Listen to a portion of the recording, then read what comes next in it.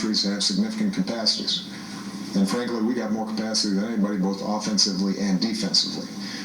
But our goal is not to suddenly, in the cyber arena, duplicate a cycle of escalation that we saw when it comes to other arms races in the past, but rather to start instituting some norms so that everybody's acting responsibly. Well, following revelations that Russia was involved or is behind a string of cyber intrusions in the U.S., it is no surprise that this handshake between President Putin and President Obama looked a little bit on the steely side. I mean, if looks could kill. But that's only one aspect of the deteriorating relationship between our two countries. And in a larger picture, some problems with the G20 summit. We're back with the panel now. There were a lot of indignities in this trip to Asia, one of which when Air Force One pulled up to the airport in the Chinese city, his name escapes me right now, they didn't have the mobile staircase for the president. I couldn't believe that. He had to open the belly stairwell and come out that way. It might be what college students call a microaggression, but a telling one nonetheless. This is a macroaggression. The Chinese are the most adept people at diplomacy and ritual and protocol of any on the planet. They've been doing it for 3,000 years. And to explain this as an accident is ridiculous. It shows their utter contempt for the United States and for this president. And we heard what he said about cyber war. And we didn't want to win. He's been in office for 8 years. And he essentially said, well, look, we have an advantage in cyber technology, but we don't want to press it in any way. We want the other guys to live by these norms. The idea that Russia and China live by norms, that somehow Obama is going to educate them into these norms. Well, Russia is happy to commit genocide in Syria, and we expect that it's going to require etiquette on cyber.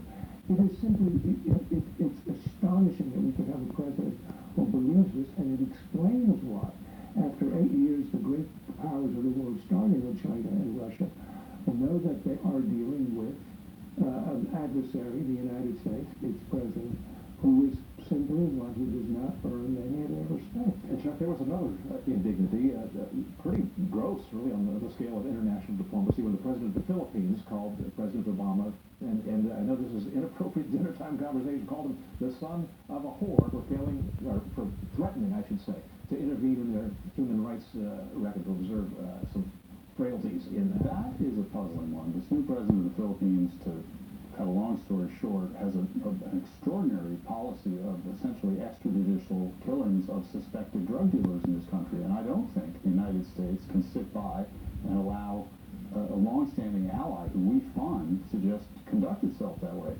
On the other hand, we do need the Philippines, and we do have an alliance with them. And this guy decided to just push back against our president on that basis. I would say that what struck me about that, though, is that there are a lot of other dictators in Asia that the president is willing to kind of do business with. They're a little less flamboyant than this elected authoritarian in the Philippines, but, Xi Jinping of China, he visited Laos, which is not a free country. He's been to Vietnam and so on and so forth. And so, I think that's part of the sort of big dilemma of U.S. policy in Asia, is that a lot of our friends are not particularly exemplary Democrats either. And that case with this guy from the Philippines just exemplified that. Tucker, the other indignities, North Korea launching 3 mid-range missiles which landed 600 miles away from the G20 summit. That's true. Let me just say something to the Philippines. The Philippines over the last 70 years has been one of those consistent U.S. allies. The surveys of foreign populations showed they liked us almost more than anybody else, the polls, but since we liberated Manila in 1945. The Obama administration hassling them over their policy toward drug dealers. The Saudis, one of our closest allies, behead people for adultery and having a martini.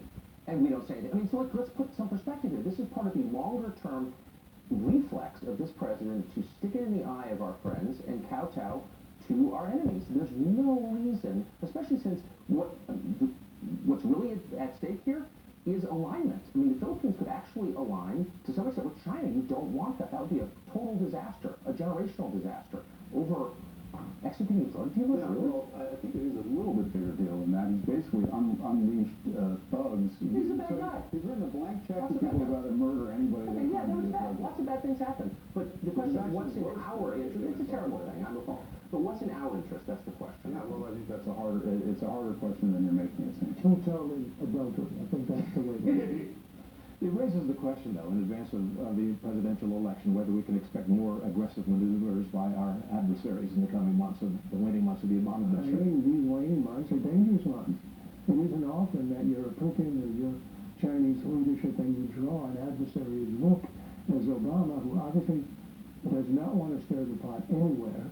He doesn't want to lift a finger in Syria, in Iraq, elsewhere, and he's sort of struggling to hold the Europeans just under the minimal sanctions for Ukraine. If you are the Chinese, and you've seen how Obama has flinched time after time, with the land grab, the illegal creation of islands and airfields by the Chinese in the South China Sea. Why wouldn't you push ahead with it right now? Here's your golden opportunity. That's it for the panel tonight, but stay tuned for one little guy who just needed a little bit of help.